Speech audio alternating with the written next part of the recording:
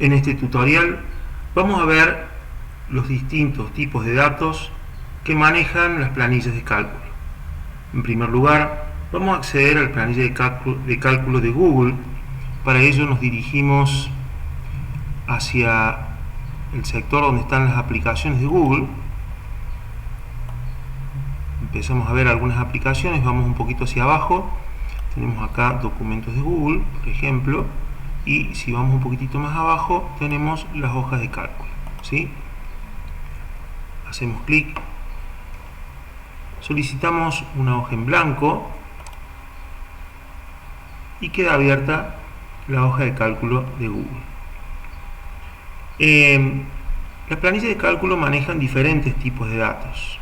Manejan números, manejan textos, manejan fechas y horas, manejan también fórmulas. Vamos a comenzar por identificar los números de los textos. Si nos ubicamos en una celda y cargamos un número, observamos que el número se alinea a la derecha. Vamos a cargar otro número, 589. Cuando un número se convierte en texto, cuando por error o de manera predeterminada cargamos un número con un carácter alfanumérico, por ejemplo 125. Bien, observen ustedes que este número, al estar formado por caracteres alfanuméricos, se transforma en texto y se alinea a la izquierda, ¿sí? Al igual que un nombre, por ejemplo José. Muy bien, aquí vemos con mucha claridad cuáles son números y cuáles son textos, aunque tengan apariencia de número. Es importante poder diferenciar esto porque las planillas de cálculo, aquellos datos que consideran números, los pueden operar matemáticamente. Yo podré sumar estos dos datos, sumar, multiplicar, restar o dividir, no así este dato. Otro tipo de números son las fechas. Por ejemplo, para cargar una fecha, ponemos 12 de mayo del 2021.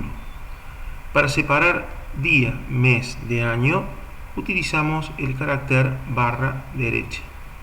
Al presionar Enter, ese dato es cargado como una fecha. Para cargar una hora, vamos a separar la hora de los minutos, de los segundos, con dos puntos. También tenemos las fórmulas. Las fórmulas comienzan todas con el signo igual. Si yo ingreso el signo igual y luego pongo 25 por 5, al presionar Enter, la planilla de cálculo considera que concluyó la carga de datos, la carga de la fórmula. Al presionar Enter, resuelve la fórmula y me devuelve su resultado. Si me posiciono en la celda que contiene la fórmula, en la celda vemos el resultado, pero aquí arriba, en este renglón que tenemos acá, vemos la fórmula tal cual, con lo cual podemos modificar la fórmula. 25 por 6, con lo cual el resultado se actualiza. Este tipo de fórmulas, formados por números fijos, se denominan fórmulas estáticas o literales. Tenemos otro tipo de fórmulas, por ejemplo, vamos a cargar dos datos. Cargamos el 10 en una celda, el 55 en la otra, y vamos a comenzar la fórmula, como dijimos recién. Comenzamos la fórmula con el signo igual.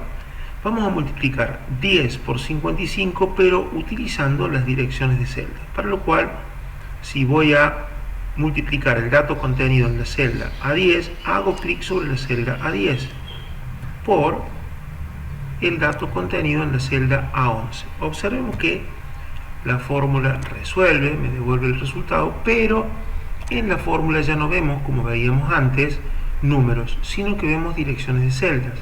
Aquí estamos viendo que vamos a multiplicar el dato contenido en la celda A10 por el dato contenido en la celda A11. De tal modo que si el dato contenido en la celda A10 cambia, por ejemplo 150, le doy Enter, el resultado se actualiza de manera inmediata. Así podemos resolver diferentes situaciones utilizando este tipo de fórmulas con direcciones de celda, denominadas fórmulas referencias a valores o dinámicas. Muy bien. Recordemos que para ver el contenido real de la fórmula nos dirigimos a la barra de fórmulas. Otra forma de generar fórmulas es utilizando operaciones combinadas, es decir, multiplicando un número fijo y una dirección de celdas. Por ejemplo, 25 por el dato contenido en A10. Al presionar Enter nos devuelve el resultado. En este caso, el 25 no va a cambiar, pero el dato contenido en A10 sí puede cambiar.